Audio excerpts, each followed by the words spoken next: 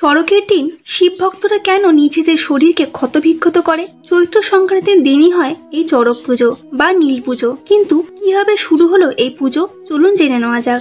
চড়কের দিনে শিব ভক্তরা কেউ নিজের জ্ঞানে কিংবা অজ্ঞানে নিজেকে একজন অসুর রাজের মতোই মনে করে এবং চড়কের নানা রীতি রেওয়াজ পালনের মধ্য দিয়ে শিব ভক্তরা শিবের মাহাত্ম্যকে প্রমাণ করে।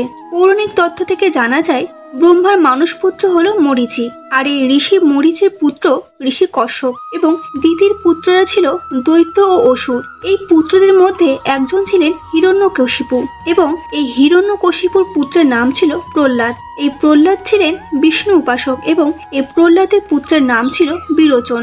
এই বিরোচনের পুত্রের নাম ছিল রাজা বলি এবং এই বলির পুত্র ছিল বানাসুর বা বানরাজ। প্রতাপে এই অসুর রাজা বানাসুর একটি বৃহৎ রাজ্য শাসন করতেন। ইনি ছিলেন শিবের একনিষ্ঠ ভক্ত। শিব তাণ্ডব নৃত্য করাকালীন ভক্ত বান তার সহস্র বাহু দিয়ে মৃদঙ্গ বাজিয়েছিলেন, ফলে বানের ভক্তিতে সন্তুষ্ট হয়ে শিব তাকে বর দেন এবং বানকে রক্ষা করবেন বলে প্রতিশ্রুতি দেন। সময়ের সাথে সাথে বান নিষ্ঠুর এবং দাম্ভিক হয়ে ওঠে। অপরদিকে শোণিতপুরে তার কন্যা অর্থাৎ বানাসুরের কন্যা উষা একদিন স্বপ্নে একজন পুরুষকে দেখে প্রেমে পড়েন।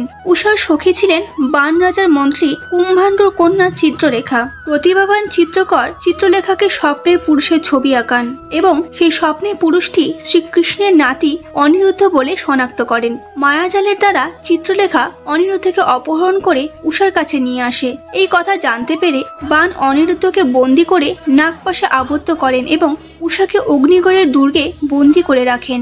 এরপর যখন রাজকুমার অনিরুদ্ধর বন্দির খবর যাদবদের কাছে গেল, তৎক্ষণাৎ শ্রীকৃষ্ণ অনিরুদ্ধকে মুক্ত করতে আসায় বানাসুরের সাথে শ্রীকৃষ্ণের যুদ্ধ শুরু হলো। কৃষ্ণ বিভিন্ন অস্ত্র দিয়ে যখন বানাসুরকে ক্ষতবিক্ষত করছেন, তখন ভগবান মহাদেব সেখানে উপস্থিত হলেন, কারণ তিনি ছিলেন বানাসুরের এবং শোণিতপুরের রক্ষাকর্তা।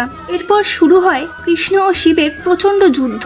এই যুদ্ধকে হরিহর যুদ্ধ বলা হয়। দীর্ঘ সময় যুদ্ধ চলাকালীন কেউই কাউকে পরাজিত করতে পারছিল না। তখন শ্রীকৃষ্ণ এক অদ্ভুত জিনভনা অস্ত্র প্রয়োগ করেন, ফলে মহাদেব নিদ্রায় আচ্ছন্ন হয়ে পড়েন। ঠিক সেই সময় ভগবান শ্রীকৃষ্ণ তার সুদর্শন চক্র দিয়ে সহস্র হাতের অধিকারী বানাসুরের দুটি হাত বাদে বাকি সবকটি হাত কেটে ফেলেন এবং যখন বানাসুরের হাত কাটা পড়ল, তখন বানাসুর নিস্তেজ হয়ে পড়েন আর তার সকল অহংকার চূর্ণ হয়ে তিনি শ্রীকৃষ্ণের কাছে ক্ষমা চান।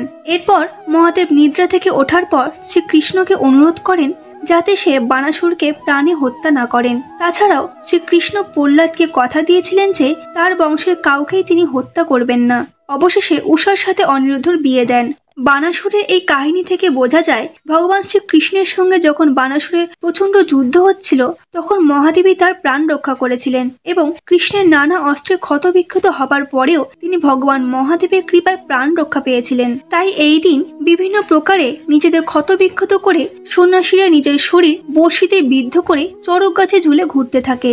আর আশ্চর্যের ব্যাপার হলো মহাদেব শিব তার ভক্তদের অদ্ভুতভাবে রক্ষা করে থাকেন। তাদের শরীরে কোনো প্রকারের ক্ষতি হয় না।